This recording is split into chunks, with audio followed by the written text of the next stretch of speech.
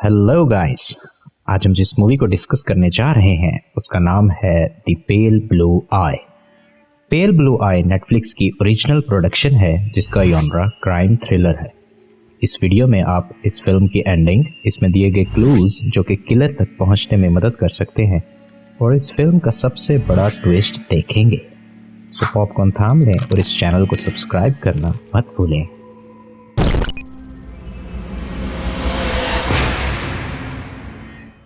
मिलते हैं detective mister Augustus Landour से, जो कि न्यूयॉर्क में बेहद पेचीदा क्राइम केसेस सॉल्व करने के हवाले से जाने जाते हैं।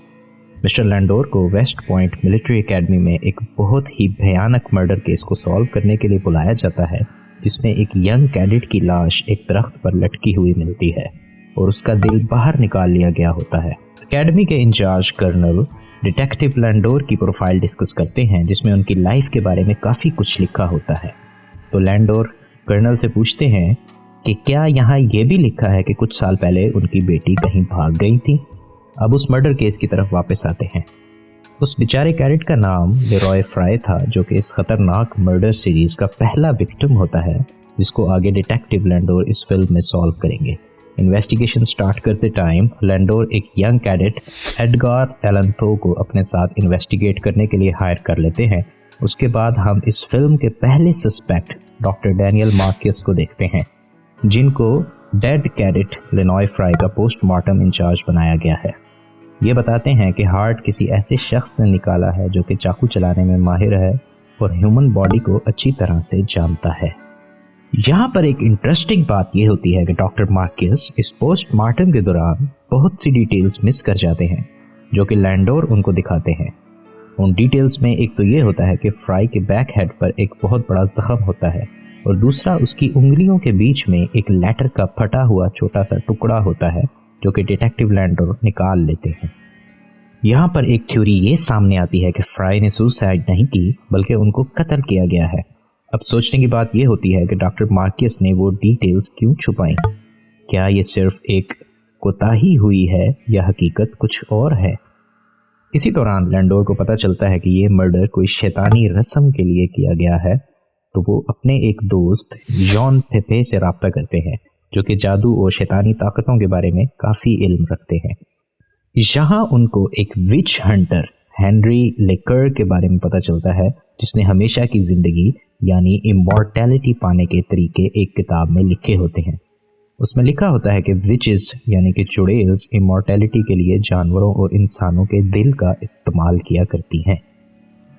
इन्वेस्टिगेशन को आगे बढ़ाने के लिए एलन पो फ्राई के दोस्तों के ग्रुप में वक्त गुजारना शुरू कर देता है, जिनमें 3 लोग इम्पॉर्टेंट हैं: रैंडी बेलिंजर, कैडेट स्टॉडर्ड और आर्टिमस मार्किस, जो कि डॉक्टर मार्किस का बेटा है। उस गैदरिंग के बाद वो लोग एलन पो को आर्टिमस के घर डिनर पर बुला लेते हैं, जहां वो आर्टिमस की बहन लिया से मिलता है और उसकी खूबसूरती से मुतासिर होकर उसकी मोहब्बत में गिरफ्तार हो जाता है। रैंडी को ये बात बिल्कुल पसंद नहीं आती और वो मौका देखकर उस पर रात को हमला कर देता है, लेकिन उसी वक्त डिटेक्टिव लैंडोर वहां आकर उसको बचा लेता है। अगली सुबह रैंडी बेलिंजर की पहाड़ पर लटकी हुई लाश मिलती है और उसका दिल भी उसी तरह निकाल लिया गया होता है जैसा कि फ्राई का निकाला हुआ था। पो और लैंडोर को मार्किस के घर पर रैंडी की मौत के अफसोस में डिनर पर बुलाया जाता है, जहां पर डिटेक्टिव लैंडोर को कुछ अजीबोगरीब चीज़ें देखने को मिलती हैं। एक अजीब सी किताब, एक पेंटिंग जो कि बाद में पता चलता है कि विच हंटर हेनरी लेकर की होती है, और एक वेस्ट पॉइंट ऑफिसर की जैकेट मिलती है जिसकी एक साइड की बार मिसिंग होती है। इस जैकेट से लैंडोर को याद आता है कि जिस रात फ्राई का मर्डर हुआ था, उसी रात एक गार्ड ने उसको बताया होता है कि एक ऑफिसर ने उसको ड्यूटी से फ्री कर दिया था और उसकी जैकेट की बार्स भी मिसिंग थी।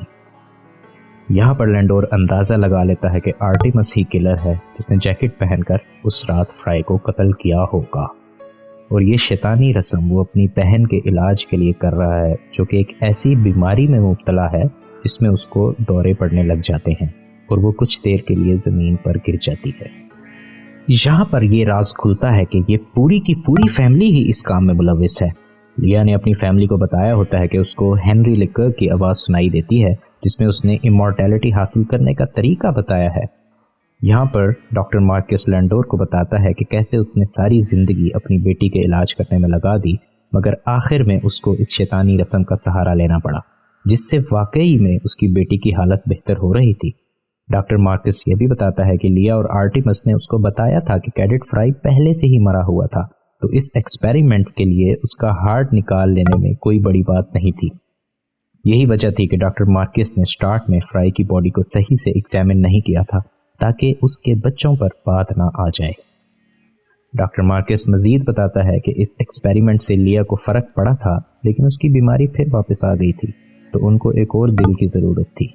बदकिस्मती से उनका अगला शिकार एलन पो होता है, जिसका दिल वो निकालने ही वाले होते हैं कि लैंडोर वहाँ पहुँच जाता है और पो को बचाने की कोशिश करता है। इसी दौरान उस बेसमेंट में आग लग जाती है और लिया और आर्टिमस छत गिर जाने से मर जाते हैं।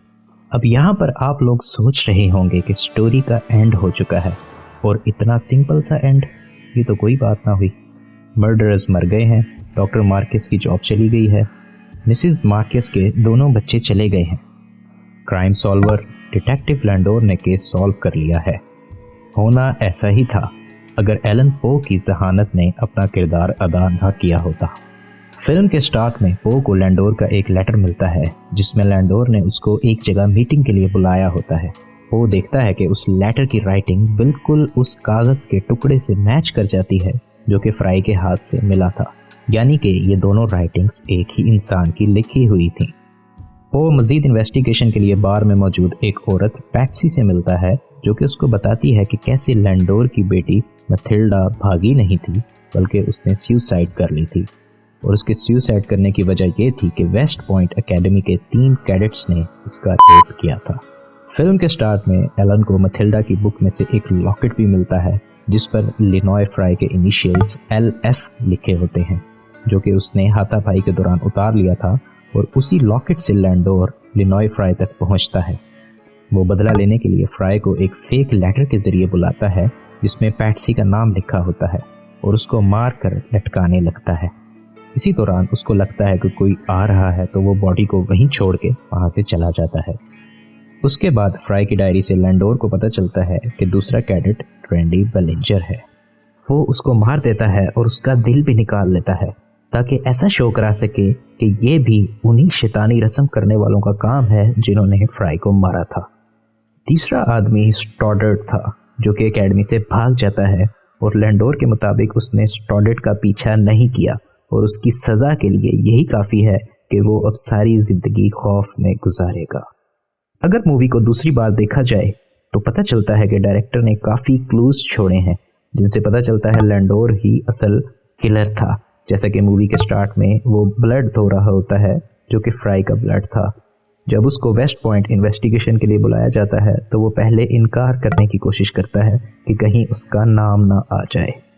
अब पो के पास एविडेंस होती है जिससे लैंडोर को सज़ा हो सकती है, लेकिन वो उस लेटर को जला देता है, शायद ये सोचकर कि लैंडोर अब दोबारा किसी का खून नहीं करेगा, क्योंकि जिस अजियत से वो गुजर चुका है उसके लिए वो किसी जेल से कम नहीं है। फिल्म के लास्ट सीन में लैंडोर उसी क्लिफ पर जाता है जहां से उसकी बेटी मैथिल्डा ने गिरकर जान दी थी, और उसी तरीके से वहां खड़ा हो जाता है और मैथिल्डा का रिबन हवा में उड़ाकर ये अल्फाज बोलता है। ये क्लियर नहीं किया गया कि लैंडोर ने भी वहां पर सुसाइड कर ली या उसने मजीद जीने का रास्ता चुना।